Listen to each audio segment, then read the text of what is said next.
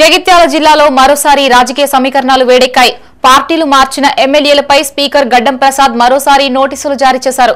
గతంలో ఇచ్చిన నోటీసులకి ఎమ్మెల్యేల నుండి వచ్చిన వివరణతో సంతృప్తి చెందని స్పీకర్ పూర్తి ఆధారాలతో సమాధానం ఇవ్వాలని ఆదేశించారు. దీంతో ఫిరాయింపు ఎమ్మెల్యేలలో అయోమయం నెలకొన్నట్లు తెలుస్తుంది. తమ నియోజకవర్గ ఎమ్మెల్యే పరిస్థితి ఏమవుతుందోనన్న ఆందోళనకి గురవుతున్నారు.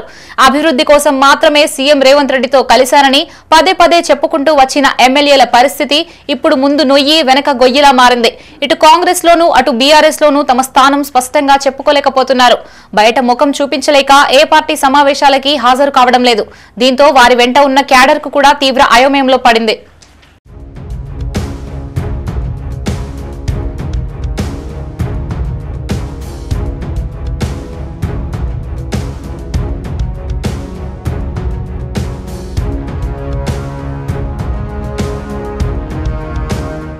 జగిత్యాల కాంగ్రెస్ లో కొంతకాలంగా వర్గపోరు కొనసాగుతుంది.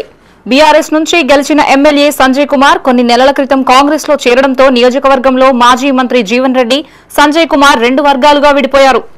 అయితే ఎమ్మెల్యే సంజయ్ కాంగ్రెస్ పార్టీలోకి రావడం జీవన్ రెడ్డికి ఎంతమాత్రం ఇష్టం లేదని జగమెరిగిన సత్యం. దీంతో ఇద్దరి మధ్య పచ్చగడ్డి వేస్తే భగ్గుమనే పరిస్థితి నెలకొంది. ఈ క్రమంలో స్థానిక సంస్థల ఎన్నికలకు సంబంధించిన బీ ఫారంలు ఎవరికి దక్కుతాయన్నది చర్చానీయాంశంగా మారింది. జీవన్ రెడ్డి వర్గీయులకి బీ ఫారం ఇస్తే సంజయ్ కుమార్ వర్గీయులకి నిరాశ తప్పదు. అదే సంజయ్ కుమార్ వర్గీయులకి బీ ఫారాలు ఇస్తే జీవన్ రెడ్డి వర్గీయులకు నిరాశ తప్పదు.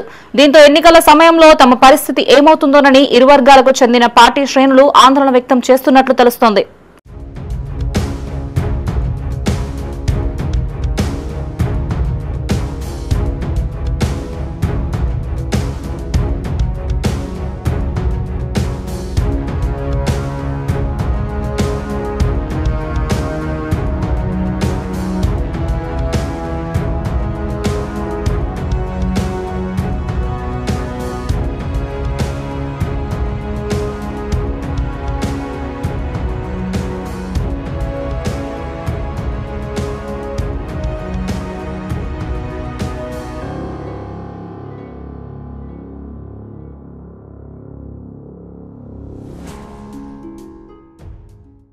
ఇటీవల జిల్లా ఇన్ఛార్జి మంత్రి అడ్లూరి లక్ష్మణ్ కుమార్ ను ఎమ్మెల్యే సంజయ్ కుమార్ వర్గీయులు బీ ఫారాలు ఎవరికి వస్తాయి అని అడగ్గా అది అదృష్టంపై ఆధారపడి ఉంటుంది అంటూ విషయాన్ని దాటవేశారు. దీంతో సంజయ్ కుమార్ వద్ద ఉన్న రెండో స్థాయి నాయకులు ఆందోళన చెందుతున్నారు. ఒకవేళ జీవన్ రెడ్డికి బీ ఫారం ఇస్తే మనకు టికెట్లు దక్కవని, అప్పుడు మరో దారి చూసుకోవాల్సిందే అని తమలో తామే చర్చించుకున్నట్లు సమాచారం.